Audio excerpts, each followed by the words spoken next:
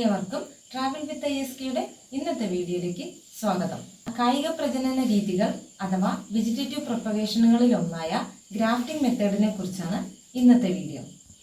ഏവർക്കും സ്വന്തമായി വീടുകളിൽ തന്നെ അത്യുൽപാദന ശേഷിയുള്ള പഴച്ചെടികൾ പ്രൊപ്പഗേറ്റ് ചെയ്ത് എടുക്കാൻ സാധിക്കുന്ന ഒരു മെത്തേഡാണ് ഗ്രാഫ്റ്റിംഗ്. മാതൃവൃക്ഷത്തിൻ്റെ അതേ ഗുണങ്ങൾ ലഭ്യമാവുകയും വളരെ കുറഞ്ഞ സമയത്തിൽ തന്നെ കായ്ഫലം ലഭിക്കുകയും ഫലപരിമിതിയുള്ളവർക്കും അവലംബിക്കാവുന്ന ഒരു ഉത്തമമായ മെത്തേഡാണ് ഗ്രാഫ്റ്റിംഗ്. ഇനി നമുക്ക് വീഡിയോയിലേക്ക് കടക്കാം. നമസ്കാരം. വിവിധതരം ഗ്രാഫ്റ്റിംഗ് രീതികളെ കുറിച്ച് പഠിക്കാം.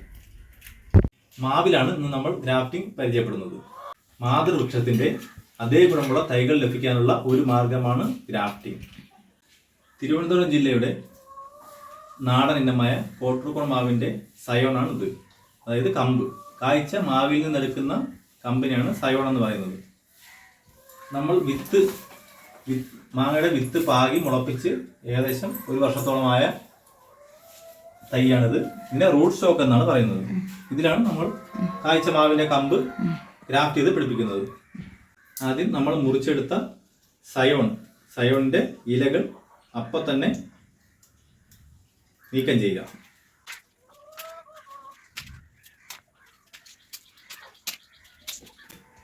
സയോൺ തിരഞ്ഞെടുക്കുമ്പോൾ ശ്രദ്ധിക്കേണ്ട കാര്യങ്ങൾ: മുളപ്പ് വരാൻ സാധ്യതയുള്ള സയോണാണ് എടുക്കേണ്ടത്.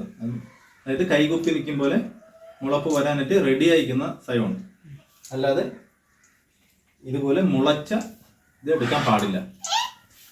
മുളച്ചത് എടുക്കാൻ പാടില്ല.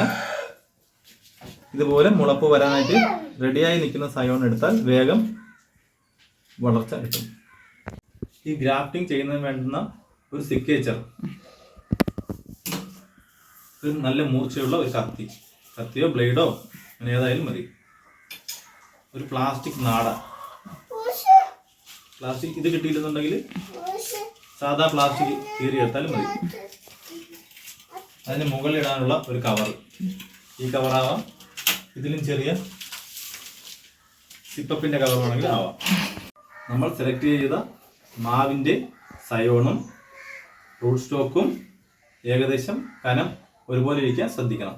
ഒരു പെൻസിൽ തിക്നെസ് ഉണ്ടായാൽ നല്ലതായിരിക്കും. കൂടാതെ തീരെ ഇളം പരുവത്തിൽ എടുക്കാതിരിക്കാൻ ശ്രദ്ധിക്കണം. ഇത്തിരി മുറ്റിയതാകുമ്പോൾ ഇങ്ങനെ പിടിക്കുമ്പോൾ ഒന്ന് വളയാതിരുന്നാൽ നല്ലതായിരിക്കും. പിടിച്ചു കിട്ടാൻ ഉത്തമമാണ്.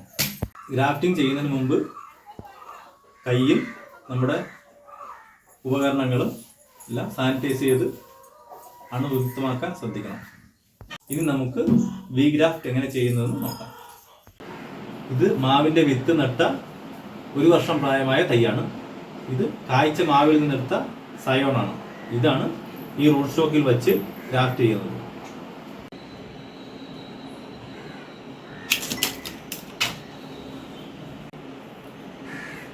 റൂട്ട് സ്റ്റോക്ക് കട്ട് ചെയ്യുക, ലെവൽ ചെയ്യുക, അതിനുശേഷം സയോൺ ചെത്തുക.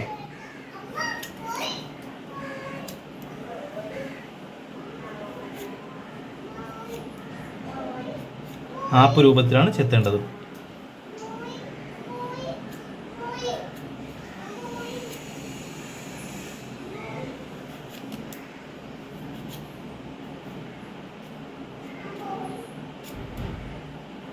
നല്ല മൂർച്ചയുള്ള കത്തി ഉപയോഗിക്കാൻ ശ്രദ്ധിക്കണം.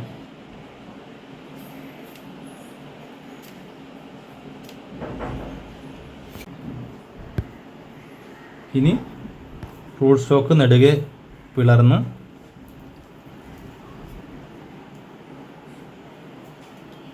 സയോൺ അതിലേക്ക് ഇറക്കി വയ്ക്കുക.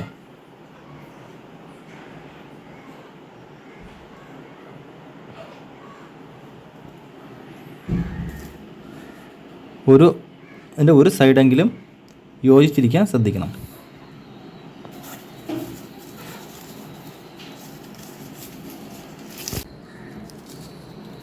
ഇനി സയോണും റൂട്ട് സ്റ്റോക്കും തമ്മിൽ നന്നായി മുറുക്കി കെട്ടുക.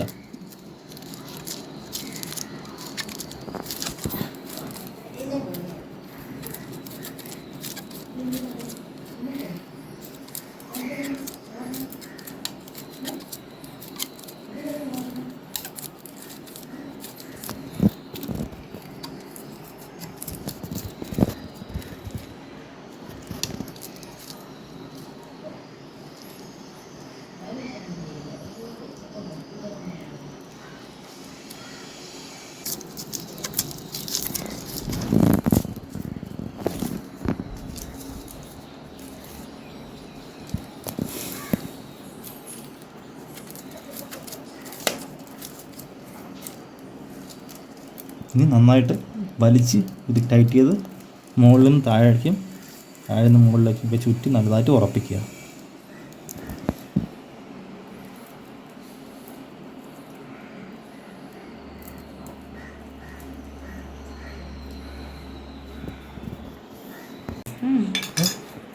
ഇത് രണ്ട് രീതി ചെയ്യാം. ഒന്ന്, നമ്മൾ ഇടുന്ന പ്ലാസ്റ്റിക് കൂടിന് ശകലം വെള്ളം നനച്ച് അതൊന്ന് കുലുക്കി ആ വെള്ളം കളഞ്ഞ ശേഷം സൈഡിന് മുകളിലായി ഇട്ട് താഴെ കെട്ട് കെട്ടുക.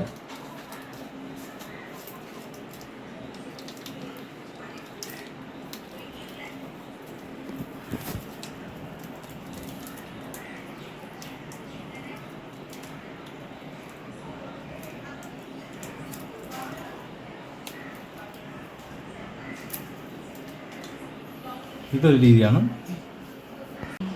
സയോണിന് മുകളിൽ പ്ലാസ്റ്റിക് കവർ ഇടുമ്പോൾ ശകലം നനച്ചതിന് ശേഷം മാത്രം ഇടുക. വേണമെങ്കിൽ ഒരു കെട്ടും കെട്ടാം. സിപ്പപ്പിൻ്റെ കവറാണെങ്കിൽ കെട്ട് കെട്ടേണ്ട ആവശ്യമില്ല. വലിയ കവറാണെങ്കിൽ കുറച്ചുകൂടെ വലിപ്പമുള്ള ഇങ്ങനത്തെ കവറാണെങ്കിൽ കുറച്ചുകൂടെ നല്ലതാണ്. കാരണം ഇല വരുമ്പോൾ ഈ കവറിൻ്റെ അരികിൽ തട്ടി അഴുകി പോകാനുള്ള സാധ്യത കാണുന്നുണ്ട്. സയോണിൽ കവർ ഇടുമ്പോൾ സയോണിൻ്റെ തലയിൽ നിന്ന് കുറച്ച് ഗ്യാപ്പ് ഇട്ട് കെട്ടാൻ ശ്രമിക്കണം. ഇല വരുമ്പോൾ അത് തട്ടി നിന്ന് അഴുകാതിരിക്കാനാണ് അങ്ങനെ ചെയ്യുന്നത്.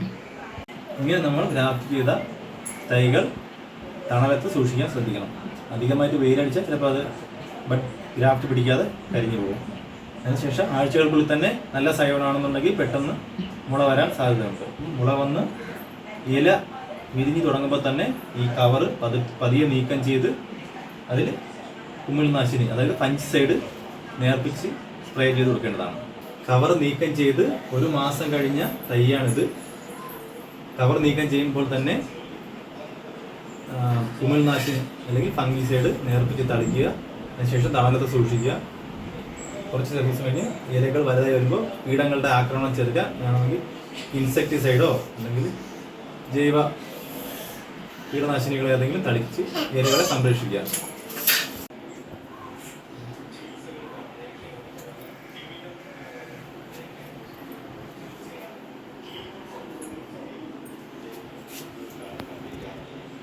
ഗ്രാഫ്റ്റിംഗ് ജോയിന്റ് കെട്ടാൻ ഉപയോഗിച്ച പ്ലാസ്റ്റിക് നാട ഇപ്പോഴൊന്നും അഴിക്കാൻ പാടില്ല. നന്നായി ഗ്രാഫ്റ്റിംഗ് യൂണിയൻ ജോയിന്റ് ആയതിനു ശേഷം മാത്രമേ അത് നീക്കം ചെയ്യാൻ പാടുള്ളൂ.